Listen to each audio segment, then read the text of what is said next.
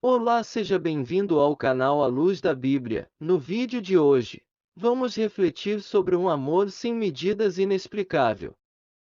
O amor de Jesus, afinal ninguém ama você mais que Jesus. O doutor e pastor Rodrigo Silva apresenta uma emocionante pregação sobre um sacrifício de amor por você. Certamente ele tomou sobre si as nossas enfermidades, e sobre si levou as nossas doenças. Contudo, nós o consideramos castigado por Deus atingido e afligido. Assista ao vídeo e que Deus te abençoe.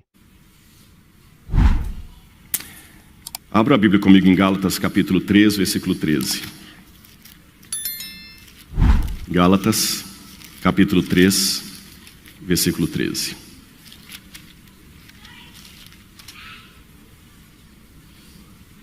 Cristo nos resgatou da maldição da lei, fazendo-se Ele próprio maldição em nosso lugar, porque está escrito: maldito todo aquele que for pendurado no madeiro.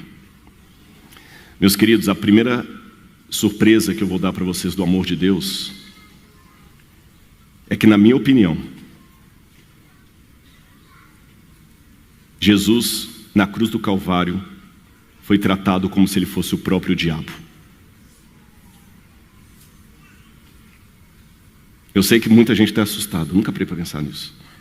Eu sempre ouvi do cordeiro simbolizando Jesus, mas Satanás é a serpente. Ele se fez maldição por você. Olha para mim aqui, nunca mais esqueça disso. Nem eu, nem o seu professor, nem sua namorada, seu namorado, seu marido, sua esposa, seu pai, sua mãe, ninguém ama você mais do que Jesus. Ele foi tratado como diabo por mim e por você. Ele morreu por mim e você. E você pode perguntar: Rodrigo, mas se ele é Deus, ele é eterno, como pode um Deus eterno sinceramente morrer? Aí que vem a resposta: a teologia do esvaziamento. E eu quero ler a última passagem dessa manhã. Filipenses, capítulo 2, versículos 5 a 11. Filipenses, capítulo 2, versículos 5 a 11. Essa passagem foi lida ontem pelo pastor Edson Romero. Tenham entre vocês o mesmo modo de pensar de Cristo Jesus, que mesmo existindo na forma de Deus, não considerou ser igual a Deus algo que deveria ser retido a qualquer custo. Pelo contrário, ele se esvaziou assumindo a forma de servo, tornando-se semelhante aos seres humanos e reconhecido em figura humana. Ele se humilhou, tornando-se obediente até a morte e morte de cruz. Por isso também Deus o exaltou sobremaneira. Ele deu um nome que está acima de todo nome, para que ao nome de Jesus se dobre todo joelho no céu, na terra e debaixo da terra, e toda língua confesse que Jesus Cristo é o Senhor, para a glória de Deus o Pai. Meus queridos, eu falo isso com força, sabe por quê? Em nome de Jesus, eu quero que vocês e eu sejamos salvos.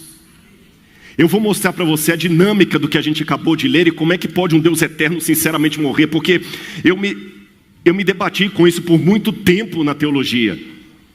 Se Jesus morreu de verdade, então ele não é eterno. Se ele é eterno, então ele não morreu de verdade. Se ele não morreu de verdade, como é que a morte na cruz é que me salva? Olha o que nós acabamos de ler. Jesus, existindo em forma de Deus, não ficou agarrado a isso, ele se esvaziou, kenosis em grego, assumindo a forma de servo. E depois que ele assumiu a forma de servo, ele se esvaziou mais ainda, até a morte de cruz. Imaginem que eu tivesse aqui um carro, uma BMW da mais cara. Só imaginar, gente. Custa nada. Se é para imaginar, não vou me imaginar com um Fusquinha, né, professor Jeto? Tá bom, um Lamborghini. Vou ser mais humilde.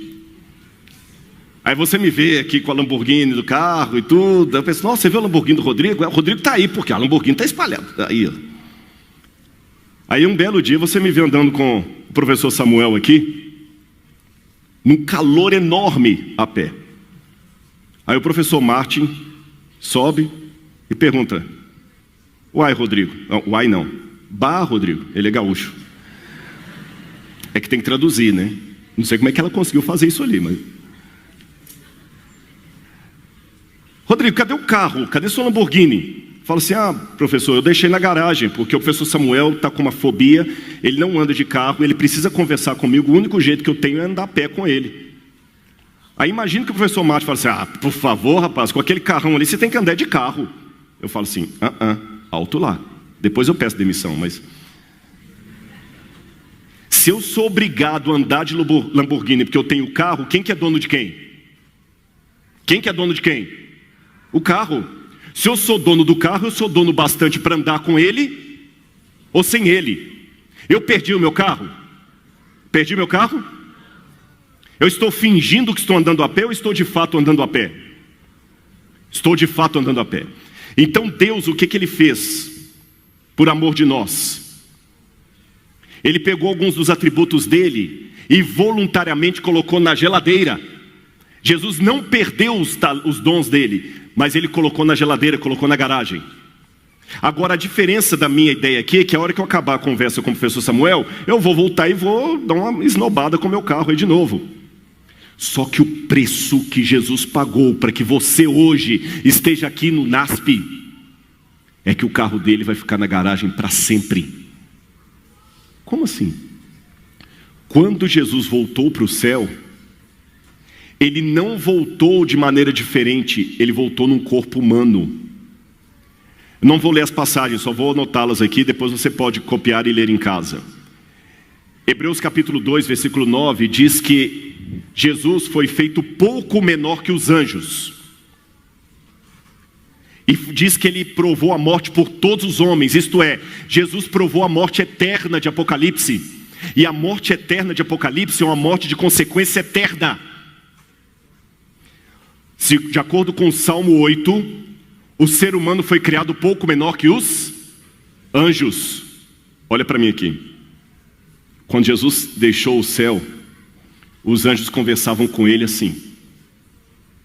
Quando ele voltou para o céu, os anjos conversavam com ele assim. Você entendeu? Porque se fomos criados um pouco menor que os anjos e Jesus foi para o céu num corpo humano, ele agora em estatura é menor que os anjos. É a Bíblia que diz. Hebreus 10, 5 a 7 fala assim, porque antes corpo me formaste. Colossenses 2, verso 9 diz que em Cristo habita corporalmente toda a plenitude da divindade. Corporalmente. Filipenses 3, 21 diz que quando nós formos para a glória depois da ressurreição, nós vamos ter um corpo semelhante ao da sua glória. Você vai ter um corpo glorioso igual ao de Jesus. Mas se ele é inigualável, o único jeito que tem de eu ter um corpo glorioso como o dele é se ele diminuiu. Hebreus 1, verso 2 diz que ele é o herdeiro do universo. E Hebreus 4, verso 15 diz que ele é sacerdote para todo sempre. Eu pergunto para vocês, por que precisamos de sacerdote? Por causa do pecado, correto? O sacerdócio existe por causa do pecado. O pecado vai durar por toda a eternidade? Então para que Jesus vai ser sacerdote por todo sempre? É porque mesmo que o pecado não dure pela eternidade, ele pagou um preço por toda a eternidade. Hebreus capítulo 2, versículo 11, Romanos 8, 29 diz que ele é o nosso irmão. Efésios 4, verso 3 diz que nós vamos atingir a sua glória. Quando ele ressuscita com um corpo humano, ele sobe para o céu com um corpo humano. Os anjos falam que ele vai voltar, assim como para o céu ele vai subir. E quando ele ressuscita, ele tem a marca ainda da crucifixão aqui. A Bíblia fala que ele é o primogênito dos que morrem e o primogênito dos que ressuscitam. Então a morte e a ressurreição de Jesus vai ser igual à nossa. E também você pode ler depois Apocalipse 21, 3. Ele vai ficar com esse corpo por toda a eternidade. Toda a eternidade. Eu vou dar uma última ilustração para você entender. Olha no meu olho aqui agora. É como se para você ser salvo, eu precisasse ficar cego.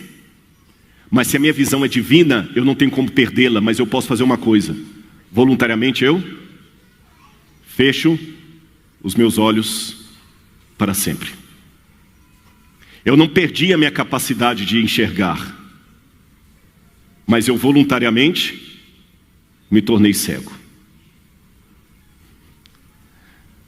Ele vai ficar por toda a eternidade preso a um corpo humano com cicatrizes por sua causa.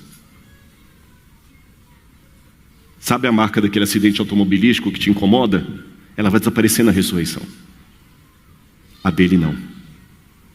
Quando alguém me pergunta por que Deus permitiu o mal no universo, eu pergunto de volta, quem pagou o maior preço? Eu vou falar uma coisa aqui que não é heresia. Nem o diabo pagou o maior preço pela rebelião. Porque o diabo vai ser destruído. O único que vai ficar por toda a eternidade com as marcas da rebelião é o Filho de Deus. E ele mostrou as suas feridas depois da ressurreição. Zacarias 3, verso 6, tem um texto polêmico que eu não vou fazer a exegese dele aqui, mas é provável que alguns falam, nesse texto não é messiânico, mas eu acredito que é messiânico. Numa outra oportunidade eu digo por quê. Que na eternidade vamos perguntar, que feridas são essas em tuas mãos? São as feridas que eu fui ferido na casa dos meus amigos. Depois eu explico por que eu acho que esse texto é messiânico e não dos falsos profetas. Uma última coisa aqui para você. Tem uma aparente contradição no Apocalipse. Porque Apocalipse capítulo 21 diz, eis o tabernáculo de Deus com o homem, o santuário de Deus com o homem. Aí mais à frente João fala, olhei o céu e não tinha tabernáculo nenhum. Tinha ou não tinha? Aí ele fala, porque o Cordeiro é o tabernáculo com eles. E o que é o tabernáculo? Jesus falou assim, o verbo se fez carne e armou o seu tabernáculo no meio de nós. Ele vai ficar para sempre num corpo humano retido por amor de você, e você ainda despreza por outra coisa. Eu, Rodrigo, posso decepcionar vocês. Eu louvo a Deus por muita gente que me segue nas redes sociais, curte que eu posso, glorificado seja o nome de Deus. Mas eu digo a você, eu posso decepcionar você porque eu sou humano, mas Ele não vai decepcionar você jamais. Você vem de um lar tóxico, você está sofrendo bullying, você está sofrendo pressão, tentação, deixa Jesus salvar você. Aceite a Jesus como seu salvador pessoal. E eu termino contando uma história e daqui a pouco eu vou pedir a Riane para cantar para nós. Eu sei que não é fácil ser cristão conservador num mundo de tanto achismo, de tanta luz, de tanta paetê, de tanta coisa boa, tanta coisa atrativa. Essa cena aí é do castelo de Palatino em Roma. E no 2º século depois de Cristo, eles encontraram numa das paredes daquele... Era um colégio, viu, professor Martin? Era um colégio, só da elite romana. Eles encontraram nesse colégio, numa das paredes ali, esse desenho. Perdão, voltou. Só voltar um aqui. Isso, esse desenho. O que vocês estão vendo aí? Eu coloquei o desenho de um lado e o original do outro. Um burro ou um asno crucificado. Opa, desculpa, passei rápido demais. Um burro ou um asno crucificado. E um jovem em posição de oração, escrevendo assim, Alexamenos sebete theon. O que a gente deduz desse desenho? Ele está voltando sozinho aqui. Esse Alexamenos deveria ser um cristão. Numa época em que o cristianismo não era a melhor opção. Era seita. E os coleguinhas ali, debochando dele, fizeram um desenho de uma cruz, 2º século. Colocaram um burro desenhado lá e escreveram, o Alexamenos adora o Deus dele. Só que numa outra sala mais embaixo, eles encontraram essa outra expressão aqui. A primeira estava em grego, essa está misturando grego com latim. Você vê que são letras de crianças. Alexamenos fidelis. Alexandre foi fiel. Alexamenos. Riane, vem aqui por gentileza. Olha para mim agora aqui, que eu não posso terminar o meu sermão sem fazer um apelo para você. Você que está em casa, se você sentir no seu coração durante o momento que a Riane vai cantar, você vai ficar em pé e onde você estiver, você vai entregar a sua vida a Deus. Porque o Espírito Santo pode ir a você nesse momento, independente de onde você esteja.